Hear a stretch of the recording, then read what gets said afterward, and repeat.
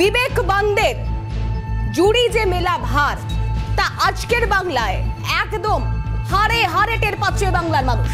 কেন? ওই যে শুরুতেই বললাম, মুখে নেই খিল, বিতর্কে অখিল। আর এ বাংলায় অখিল মানে তো অখিলগিরি, কারা মন্ত্রী, তার কথাই বলছি। তার কি আর মুখে ওই বলে না যে কথা বলতে ট্যাক্স লাগে না, বোধ হয় তাই। কারণ মনে থাকবে আপনাদের, এই অখিলগিরি বেশ কিছুটা সময় আগে দাঁড়িয়ে যেভাবে কখনো বিস্ফোরক মন্তব্য করেছেন, কখনো যার পর নাই মন্তব্য করেছেন, যাতে তার নিজেরই যেন কিচ্ছু যায় আসেনি। কোন মন্তব্যের কথা বলছি? একদম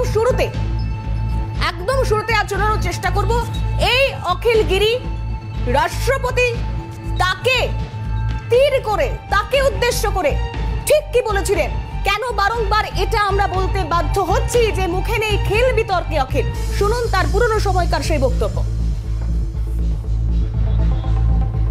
বিচার করি না, তোমার রাষ্ট্রপতির চেয়ারকে আমরা সম্মান করি। তোমার রাষ্ট্রপতি কেমন দেখতে বাবা? বিচার করি না, তোমার রাষ্ট্রপতির চেয়ারকে আমরা সম্মান করি। তোমার রাষ্ট্রপতি কেমন দেখতে বাবা? অর্থাৎ শুনলেন তো, রাষ্ট্রপতি কেমন দেখতে হবে তা কি এ রাজ্য কেন, কোন রাজ্যের কোন মন্ত্রী, কোন সাধারণ মানুষ তা নিয়ে কথা বলতে পারেন? কোন মানুষই দ্বিতীয় মানুষকে উদ্দেশ্য করে সেটা নিয়ে কোনো মন্তব্য করতে পারেন না। তারপরে দাঁড়িয়েও অখিলগিরি নাম তার, তাই তিনি বলে বসলেন। কিন্তু এদেরকেই তো খুঁজছেন মমতা বন্দ্যোপাধ্যায়, যাদেরকে তিনি বিবেকবান বলেন। বিত্তবান তার চাই না, কিন্তু এই বিবেকবান খুঁজতে খুঁজতে অখিলগিরি কবে এতটা দুর্নীতিগ্রস্ত হিসেবে বন দফতরকে দাগিয়ে দিলেন, সেই ছবিও আজ এক কথায় বেনজির। দেখাই সেই ছবিটা একবার আপনাদেরকে দেখাই। দেখুন, ফরেস্ট অফিসারকে রীতিমতো হুমকি দিয়ে ফের বিতর্কে জড়িয়ে পড়লেন মমতা বন্দ্যোপাধ্যায়ের অন্যতম বিবেকবান মন্ত্রী। অ্যাম্বুলেন্সে শোনাই একবার। আমি ডিউটি করছি বলে তুলে নেবেন আপনাকে? ডিউটি এখান থেকে না স্যার, নাইট ডিউটি করেছে আমার স্টাফ। আপনি দোকান না বসে নাইট ডিউটি, নাইট আপনিই বলেছেন। কে নাইট ডিউটি করতে বলেছে? স্যার আপনি বলেছিলেন যে দোকান না বসে। রাত্রিবেলা কেন কাটলেন আমি জানতে চাই। রাত্রিবেলা কেউ কাটেনি, এখনকার সময় কাটেছেন। কেউ কাটেনি। ম্যাডাম ওই কথা বলছেন আপনি? হ্যাঁ ঠিক আছে, আর তোমরা রাত্রিবেলা যে বসিয়েছো, একজন ম্যাডাম আমি বারণ করে গেছি তাও বসিয়েছে দোকান। অখিলগিরি কি বলছেন একবার শোনাই, শুনুন। ফরেস্ট অফিসারের কিছু লোক এখানে বাংলোতে লুকিয়ে ছিল। সেদিনকে খুব প্রাকৃতিক দুর্যোগ ছিল, গ্রামের লোকেরা ঘরের মধ্যে ছিল, দোকানদাররা। এখানে সমুদ্রের বাঁধ ভেঙেছে, কিছুটা মেরামত হয়েছে, আবার কিছুটা মেরামত বাকি আছে। যেখানে মেরামত বাকি আছে সেই জায়গায় দোকানগুলো ছিল, সেই দোকানগুলো জলের তলায় চলে যাবার আশঙ্কায় ওরা কিছুটা দোকান পিছিয়ে এসেছিল। ফরেস্টের লোকেরা, রেঞ্জার, এখানে একটা রেঞ্জার এসছে, সেই রেঞ্জার 11টার সময় রাতের বেলা যখন সবাই ঘরে আছে তখন করাত দিয়ে বাঁশ কেটে এই সমস্ত দোকান আজকে তুলে ভেঙে দিয়েছে। এই অফিসারগুলো এত করাপ্টেড তো দেখা যায় না। যে দেখুন, ফরেস্টের জায়গায় কোনো গাছপত্র লাগানো নেই, শ্মশান হয়ে গেছে ফরেস্ট। তাজপুরের সমুদ্র সৈকতের ধারে অবৈধ নির্মাণ আর গোটা পরিস্থিতিতে এবার বন দপ্তরের আধিকারিকদেরকে শাসানির মুখে পড়তে হলো কার? অখিলগিরির।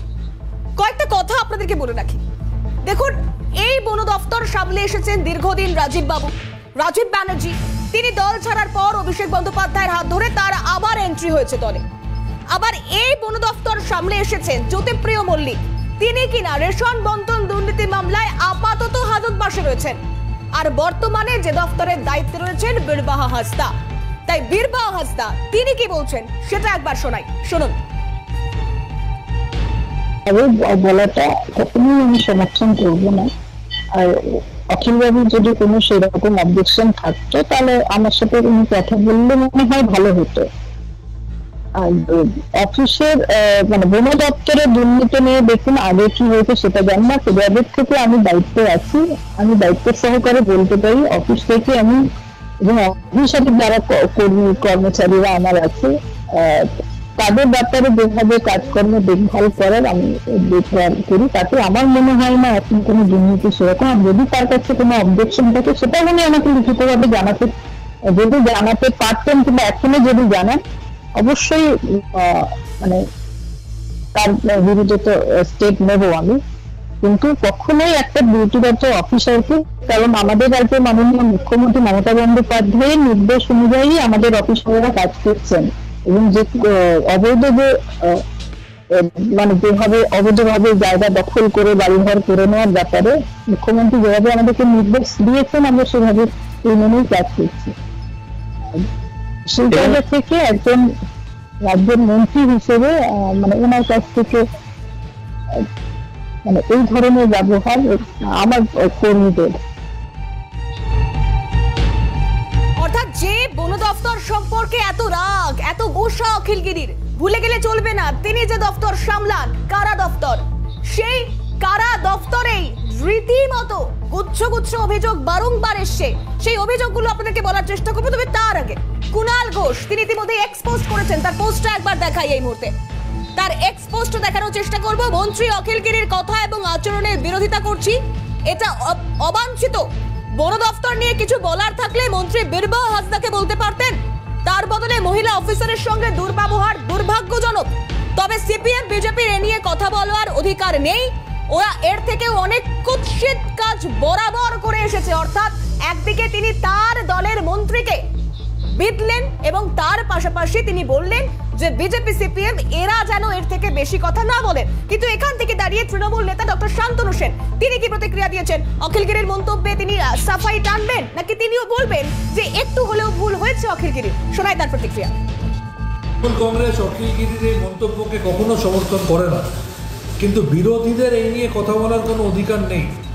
বামফ্রন্টের প্রয়াত অনিল বসু থেকে শুরু করে বিনয় কঙ্গার থেকে শুরু করে সুশান্ত ঘোষ সহ একঝাঁক বামফ্রন্টের নেতারা কীভাবে অন্যায় কথাবার্তা বলেছেন, কুরুচিকর মন্তব্য করেছেন, মমতা বন্দ্যোপাধ্যায়ের বিরুদ্ধে অন্যায় কথা বলেছেন, এবং বিজেপির নেতারা কিভাবে বাংলাকে কলুষিত করেছে সারা বিশ্বের মুখে, কিভাবে পাগড়ি পরা অফিসারকে খলিস্তানি বলেছেন, কিভাবে বীরবাহা হাসদার মতো মন্ত্রীকে বলেছে তাদের পায়ে জুতোর তলায় থাকে, কিভাবে ভারতবর্ষের একমাত্র মহিলা মুখ্যমন্ত্রী মমতা বন্দ্যোপাধ্যায়কে কখনো বিজেপির নেতারা হাফ প্যান্ট পরতে বলেছেন তার অ্যাক্সিডেন্ট হওয়ার পর, কখনো তার পিতৃ পরিচয় নিয়ে প্রশ্ন করেছেন।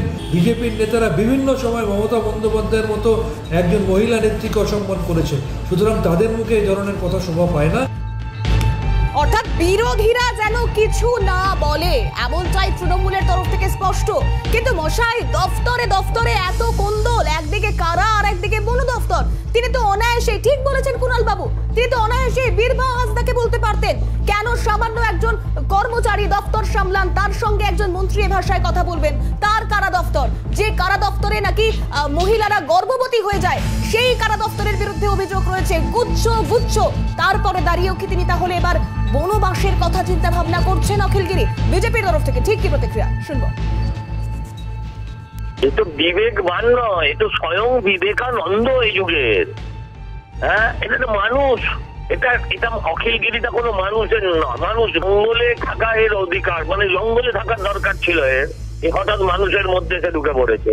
কখনো রাষ্ট্রপতির চেহারা নিয়ে কটাক্ষ করে, কখনো অন্যান্য মহিলাদের নিয়ে কটাক্ষ করে। আজকে একজন সরকারি অফিসার, ফরেস্ট অফিসার, ও যে রাজ্যের মন্ত্রী, এই রাজ্যেরই একটা দপ্তরের বিরুদ্ধে এই ধরনের অফিসারের বিরুদ্ধে নোংরা ভাবে আক্রমণ করে। কখনো বলছে যে আপনার আয়ু আর 15 দিন, কখনো বলছে যে আপনি আর ফিরে যেতে পারবেন না। আচ্ছা, এরা কি শেষ অব্দি এরা কি ফিরতে পারবে? এই লোকগুলো, এই অখিলগিরিদের চেষ্টা কেমন হবে? পাবলিক একদিন এদের গাছে বেঁধে জল বিছুটি দিয়ে